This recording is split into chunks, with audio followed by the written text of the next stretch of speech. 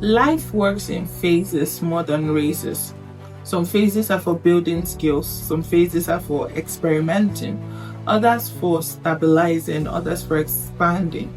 The issue becomes that we expect all phases to look like a rival, and that is dangerous. Hi guys, my name is Rejoice Azuka-Uwuseba, and this is the Advantage with KMR. The Advantage by KMR. The Advantage to KMR. Just kidding. The Advantage by KMR. Welcome. And I'm so excited that you're here. This is where we put on our thinking caps and we don't just let life make decisions for us. We think about everything and we make the best decisions for us from a place of identity, from a place of intentionality, and from a place of clear options. Hi there, welcome to another episode of the Advantage with Podcast with KMR. Well, in the last episode, we talked about being stuck and how sometimes the feeling is not failure, it's transition. Today, I want to talk about what usually comes right after that feeling, that you're behind. Not just the I feel stuck, but I think I'm behind. And this is one of the most quiet anxieties that many people carry today. So you open up social media and someone your age is getting married.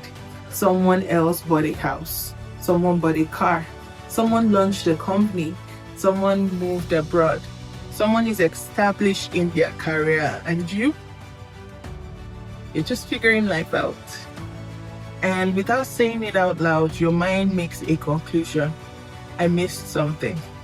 So even though your life is stable, even though you're growing, even though nothing is actually wrong with you, the comparison alone makes your present feel late.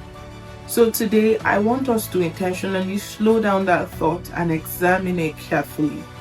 Because most people are not actually behind. They are measuring their lives using the wrong timeline. Every society has an unspoken schedule. So by a certain age, you should know what you're doing. By a certain age, you should be married. By a certain age, your life should look stable. Nobody writes it down, but everybody feels it. How many of you are Nigerians here? Come closer. Have they asked you, when are you getting married? Or you go for a sibling's wedding and everybody stops you and like, you're next. And you're wondering, I'm 22 years old. How far? What's going on here? But that's because of the unspoken rules of the society saying, this is when you should be this is when you should do this. All of a sudden, you're under pressure, and that leads you to make bad decisions. Not because you're a bad person, but because everybody expects more from you than you have to give. Now, remember this, life is layered. People change careers multiple times. People start later and they still succeed.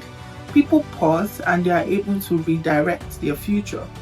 But many times we feel like our eternal clock has not caught up to our present realities. So you may be in a perfectly normal phase of development, but you still feel delayed. So two people at 27, one is married with a clear career path.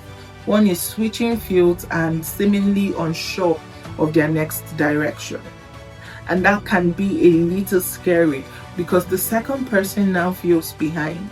But 10 years later, the first person may be re-evaluating their path while the second person becomes deeply established in their chosen field. So while one timeline looks clear at one snapshot, we compare moments, not journeys. And because of that, we feel overwhelmed. I have learned over time that comparison distorts the full picture.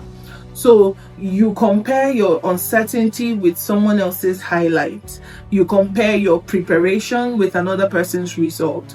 You compare your beginning with someone else's middle. And your mind translates that difference into lateness. The difference is not delay. The difference is starting points produce different rhythms. And when we ignore that, you rush just to feel aligned with others. You rush decisions and often create a long-term misalignment. So many of us rush into business opportunities we don't understand because everybody around us is doing something big. And then 2 years later, we realize we adopted someone else's pace and not our own path. And this original anxiety was never about money, but about comparison. Why? Because we saw a 1 minute 30-second clip on Instagram telling us just how great someone else's life was. Life works in phases rather than races.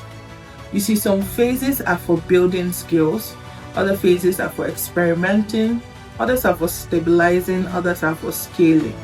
The problem? We expect every phase to look like a rival. So when you're in your learning phase, you feel like you failed. When you're in your exploration phase, you think you're late. But the truth is this: phases have purposes. You can't harvest in planting season, no matter how intentional you were about your planting. And many people rush into responsibilities that they weren't prepared for just because you need to match an external timing. And that pressure you're carrying does not need to exist. I repeat it again. It does not need to exist. You should not be under pressure. Enjoy every phase, take it for what it is, learn the lessons, and move on. Stop trying to force timing, because I've learned over time that when you force timing, you're often trading clarity for belief. You're not making decisions because it's right. You're making it because it stops the anxiety of comparison. And that relief can only ever be temporal, because eventually reality asks you the question you avoided: does this actually fit your life? So I want to ask you, the pursuits that you're trying to run into right now, does it actually fit your life? The things that you're trying to achieve right now, does it actually fit your life? And when it doesn't, the truth is this: we start over. And starting over doesn't mean that you failed. Starting over just means that you are weightier in making your decisions. You are clearer in the decisions that you're making. And many times, waiting thoughtfully is often cheaper than correcting quickly.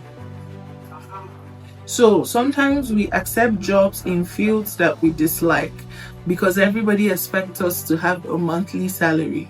You may feel relief for some months, but then the dread replaces relief.